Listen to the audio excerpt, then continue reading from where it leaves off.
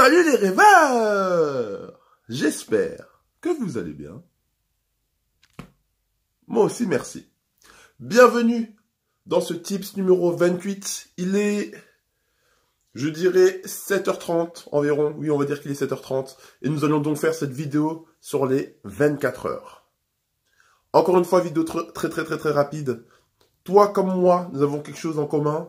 C'est que nous avons 24 heures devant nous. Donc, quelle est la différence entre ta vie et la mienne? C'est que lors de ces 24 heures, nous ne faisons pas les mêmes choses.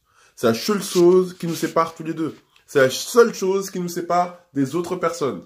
C'est le fait que nos 24 heures, on ne les utilise pas de la même façon. Il y a ceux qui trouvent des excuses, il y a ceux qui trouvent des solutions. Peut-être que tu as envie d'être astronaute, sauf que quand on te demande « mais pourquoi t'es pas astronaute ?» Tu dis, ouais, mais c'est parce que j'ai pas le temps, ou alors c'est parce que j'ai trop de choses à faire, ou alors c'est parce que c'est trop d'années d'études, etc. Non. Il y a des gens qui sont astronautes, c'est pour ça que le mot existe.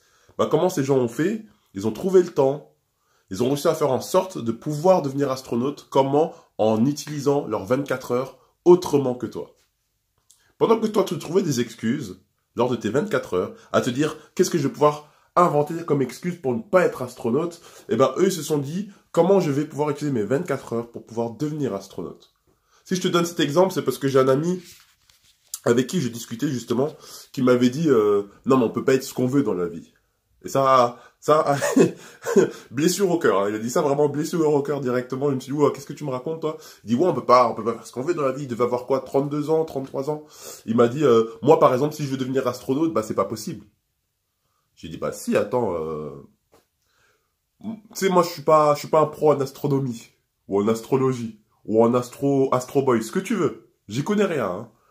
Mais je pense, à la louche, que pour devenir astronaute, faut peut-être 15 ans d'études. À la louche, hein. En vrai, j'en sais rien, hein. À la louche, il faut 15 ans d'études. Le gars en face de moi, il avait 32 ans. Je lui dis quoi, t'as 32 ans, disons que à partir de là, maintenant, tu donnes tout pour être astronaute, mais vraiment tout. Au lieu de le faire en 15 ans, peut-être que tu le fais même en 14 ans. Parce que vraiment, tu étais déter. Là, je parle vraiment du fait que tu utilises tes 24 heures pour devenir astronaute. Peut-être même moins d'années, hein, mais je veux dire 14 ans. Parce que tu as vraiment douillé, tu t'es dit, non, faut que je réussisse. Tu as 32 ans, fais le calcul, bah, tu pourras devenir astronaute à 40... j'ai failli dire une bêtise, hein. À 46 ans.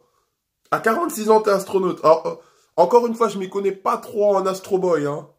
Mais je pense qu'à 46 ans, tu as peut-être 10 ans d'astronomie devant toi. J'y connais rien encore une fois, hein. Mais si tu veux être astronaute, je dirais qu'il faut peut-être 15 ans d'études. Si tu es dans la trentaine, tu auras donc du coup ton métier dans les 40, proche des 50 ans.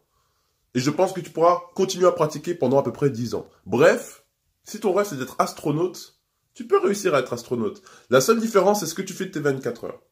Est-ce que pendant tes 24 heures, tu vas te dire non, c'est mort, et tu vas commencer à regarder des séries, à rester sur ton canapé, à te plaindre de tout et de n'importe quoi, à aller manifester le samedi? Ou est-ce que tu vas plutôt travailler sur tes objectifs, travailler sur tes rêves, te faire des plans et passer à l'action pour réussir à atteindre ce que tu veux? C'est la seule différence entre ceux qui regardent la télé et ceux qui sont à la télé. C'est comment on dépense nos 24 heures. C'était mon petit tips du jour. J'espère que tu as apprécié. Je te dis à demain pour le prochain épisode. Ciao, ciao.